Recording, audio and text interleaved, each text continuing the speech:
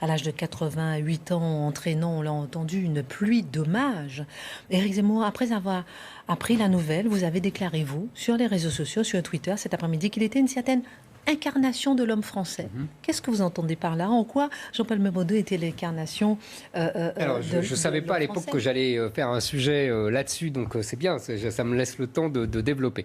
En fait, ce que j'ai voulu dire, c'est que Belmondo, ils sont, d'après moi, 3 ou 4 à incarner ça. C'est de la même génération. C'est-à-dire Belmondo, Delon, évidemment, bien sûr. mais aussi Johnny Hallyday, mais aussi, du côté des femmes, Brigitte Bardot.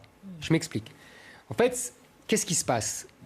Quand ils arrivent dans leur jeunesse, à 18, 20 ans, la France bascule dans un autre monde. C'est-à-dire qu'on est à la fin des années 50, le général de Gaulle revient au pouvoir, donc c'est le début de la Ve République, donc ça veut dire la modernité politique, on connaît tout. C'est la fin de l'empire colonial français, bientôt on va aussi perdre l'Algérie. Donc vous voyez, c'est la France colonisatrice s'éteint. C'est aussi l'arrivée de la télévision, des objets de consommation, la consommation, le frigidaire, vous voyez, et puis bientôt la machine à laver, vous voyez, etc., etc. Ça, c'est un nouveau monde qui s'ouvre. Et la jeunesse s'entiche d'air américain, Elvis Presley, puis on aura les Beatles, les Stones, etc. Donc la fameuse mode du yéyé, vous voyez, Johnny et les autres, Sylvie Vartan et compagnie. Donc ça, c'est une jeunesse qui incarne le monde nouveau, la modernité, quelque part aussi l'américanisation, hein, Johnny Hallyday, vous voyez, des noms américains. Ça, c'est l'époque. Et c'est ce qu'incarnent ces jeunes gens de l'époque, malgré eux. Hein, ils sont comme ça, ils incarnent, et puis ils n'en sont pas forcément conscients, mais c'est comme ça. Et ce que je voulais dire, c'est que c'est très intéressant, parce qu'ils sont en même temps de leur époque, et en même temps, ils montrent qu'il y a une certaine pérennité française, une certaine constance française, malgré la révolution de la modernité, du consumérisme et de cette américanisation, en vérité, qui est indéniable. Ils sont en même temps très français, que ce soit Belmondo, Delon, Brigitte Bardot, Johnny Hallyday. Oui, ils sont même franchouillards pour Belmondo. Vous voyez, et alors que c'est un fils de bourgeois, hein, c'est comme Brigitte Bardot. Mais bien sûr, c'est des enfants de la bourgeoisie française. C'est pas du tout des enfants de prolos. Vous voyez, donc, et en même temps, il y a ce côté vraiment très français. Ils incarnent la France. Et d'ailleurs, ils incarnent la France dans le monde. À l'époque, la France, c'est Brigitte Bardot, c'est Alain Delon, c'est Jean-Paul Belmondo. Bon, ça, c'est une première chose. Deuxième chose, cette époque révèle aussi et marque aussi une grande libération par rapport au caractère corseté du XIXe siècle. En gros, le XIXe siècle s'achève tout doucettement dans les années 50-60.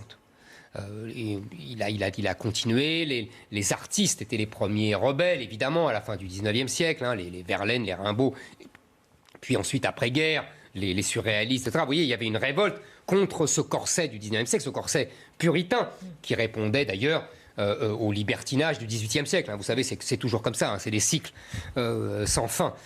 Chaque époque répond à l'autre et se veut différente et opposée à celle qui l'a précédée. Donc là, on a vraiment une opposition, une libération, qu'incarne magnifiquement Brigitte Bardot. Vraiment, c'est la femme libérée, hein, et Dieu créa la femme. Et pareil pour les hommes. Belmondo, Delon sont des séducteurs incroyables. Ils enchaînent les conquêtes féminines.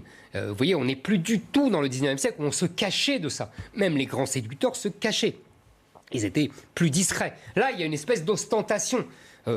Moi, en plus, j'ai un compte particulier à régler avec Jean-Paul Belmondo parce que je sais qu'il a été le compagnon de Laura Antonelli, qui est mon fantasme absolu. Et donc, j'ai le droit d'avoir une certaine, comment dire... jalousie au moins. Voilà, jalousie au moins. Donc, et voyez, et là, je charrie plus, en même temps, on n'est pas du tout dans les théories du genre d'aujourd'hui. On n'est pas du tout dans la fluidité des genres. On est dans l'affirmation de deux sexes. Les hommes sont très hommes, les femmes sont très femmes. Vous voyez, il n'y a pas cette idéologie unisexe, cette idéologie LGBT, vous voyez, où on déteste et on condamne les hommes qui veulent être très virils et les femmes même qui veulent être très féminines. Vous voyez, Belmondo incarne très bien ça. Monsieur Cascade prend des risques inconsidérés, cette espèce de de caricature même du garçon qui veut prendre toujours des risques. Vous voyez, séducteur et risque. Vous voyez, ça c'est la deuxième chose. Et troisième chose, c'est que ces gens-là, comme Belmondo, comme Delon, comme, encore une fois, Brigitte Bardot, incarnent la France dans le monde.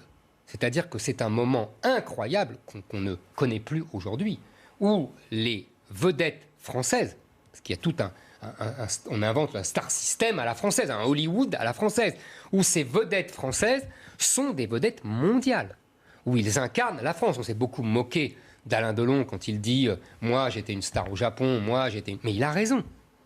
Je relisais cet après-midi quelques papiers sur Belmondo. L'homme de Rio, de Broca, a été regardé 9 fois par Spielberg. Il dit que c'est une des inspirations de son fameux film sur j'arrive pas à retrouver le mot. Le film le plus célèbre de Spielberg, quoi, l'aventurier des Arches perdues. Ah oui, Indiana Jones. Voilà. Robert Kennedy, le frère de John Kennedy, en faisait l'éloge dans les années 60. Donc vous voyez...